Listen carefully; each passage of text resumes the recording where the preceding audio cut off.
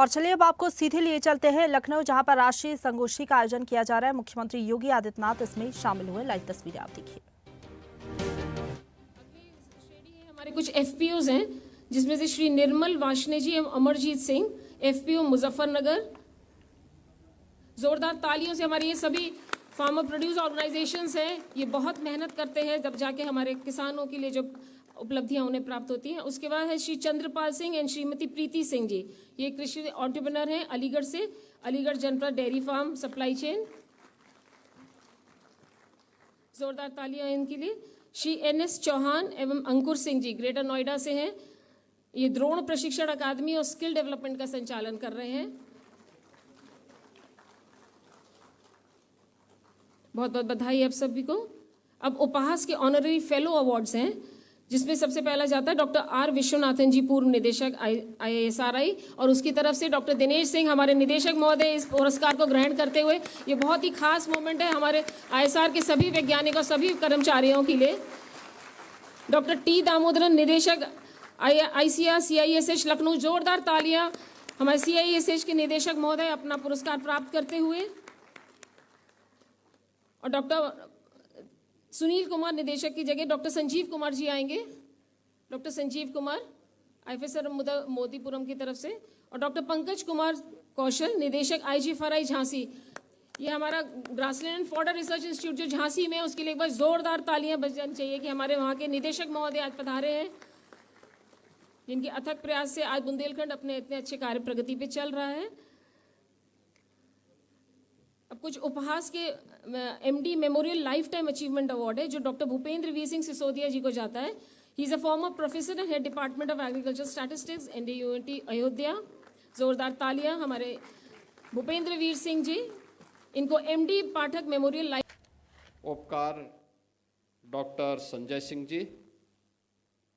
आज के इस समारोह में उपस्थित उत्तर प्रदेश में स्थित सभी कृषि विश्वविद्यालयों के सभी सम्मानित कुलपतिगण, कृषि अनुसंधान के क्षेत्र में कार्यरत संस्थानों के सभी निदेशक और अन्य वैज्ञानिकगण, विकसित कृषि के माध्यम से विकसित उत्तर प्रदेश की परिकल्पना को साकार करने में योगदान देने वाले सभी उपस्थित हमारे वैज्ञानिक और उपस्थित बहनों और भाइयों, मैं सबसे पहले उपकार को 35 वर्ष की शानदार यात्रा के लिए हृदय से बधाई देता हूं और आज के इस राष्ट्रीय संगोष्ठी के लिए उनका अभिनंदन भी करता हूं। स्वाभाविक रूप से जिसके पास जिस क्षेत्र की विशेषज्ञता होगी और जिस क्षेत्र में प्रकृति ने उसे उसके अनुकूल बनाया होगा, उसके लिए उस क्षेत्र में आगे बढ़ना उतना ही आसान होता है। उत्तर प्रदेश इस दृष्टि से कृषि और कृषि अनुसंधान के देश से प्रकृति और परमात्मा की कृपा का एक प्रदेश है। हमारे पास विस्तृत कृषि भूमि है, हमारे पास पर्याप्त जल संसाधन है, कृषि भूमि अत्यंत उर्वरा है और दुनिया के अंदर उत्तर प्रदेश एकमात्र ऐसा राज्य होगा जिसकी 86% से अधिक भूभाग सिंचित है।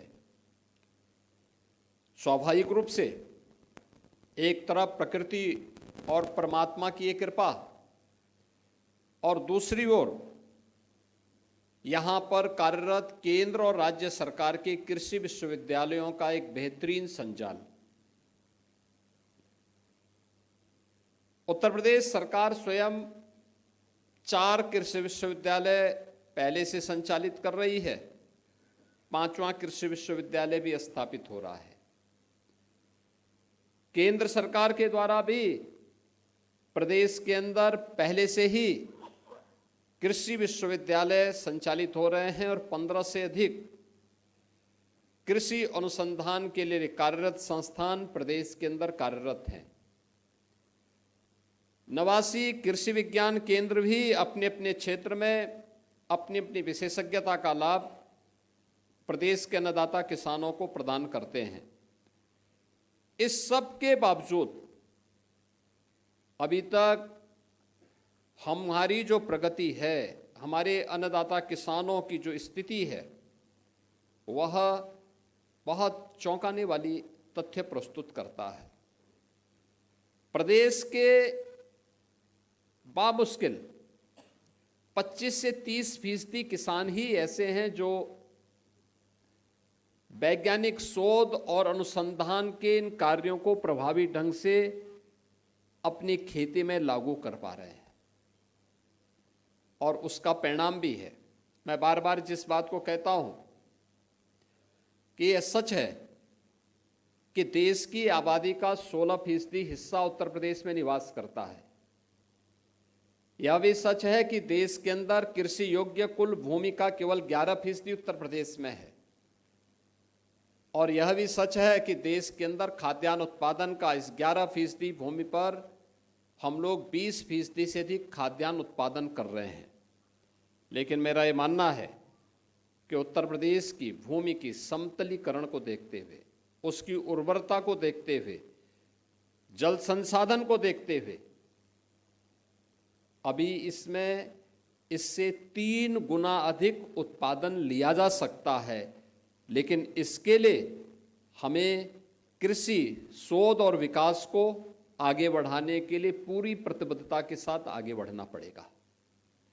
याद करना कि दुनिया के अंदर विकसित वही देश हुए हैं जिन्होंने अधिकाधिक शोध और विकास पर ध्यान दिया।